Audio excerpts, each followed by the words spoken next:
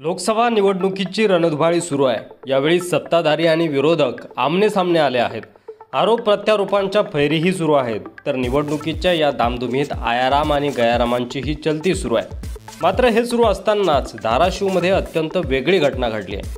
आज माजी मुख्यमंत्री उद्धव ठाकरे धाराशिवमध्ये आले होते। यावेळी चक्क भाजपच्या एका बड्या पदाधिकाऱ्याने उद्धव ठाकरे यांचं स्वागत केलं। त्यामुळे आश्चर्य व्यक्त केलं जात आहे। राजकारणात नेमकं काय घडतंय अशी चर्चा या निमित्ताने पुन्हा एकदा सुरू झाली आहे। ते घडलं असं की माजी मुख्यमंत्री उद्धव ठाकरे धाराशिव शहरात आले होते। यावेळी खासदार ओमराजे निंबाळकर, आमदार कैलास पाटील आणि इतर काही मान्यवर त्या ठिकाणी उपस्थित होते।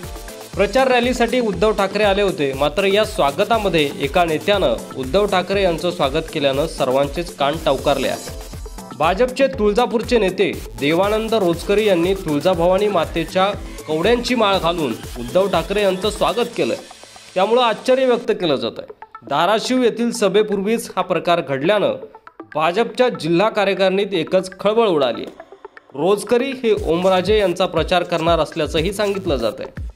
दरम्यान महायुतीचे उमेदवार ओमराजे निंबाळकर यांनी भाजपवर जोरदार हल्ला चढवला आहे। लोकसभा ही विधानसभेची रंगीत तालीम आहे। जनतेला माहिती आहे, पक्ष फोडले, ईडी नोटिसा दिल्या, आता सामान्य जनतेने निवडणूक हातात घेतली आहे।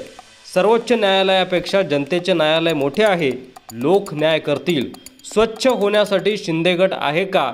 अजित पवार यांच्यावर मोदी यांनी स्वतः 70,000 कोटी रुपयांचा आरोप केला, नंतर ते त्यांच्यासोबत आले। आणीबाणीपेक्षा जास्त वाईट स्थिती निर्माण झालेली आहे अशी टीका ओमराजे निंबाळकर यांनी केली आहे। संविधानाला मारक असं राजकारण झालं।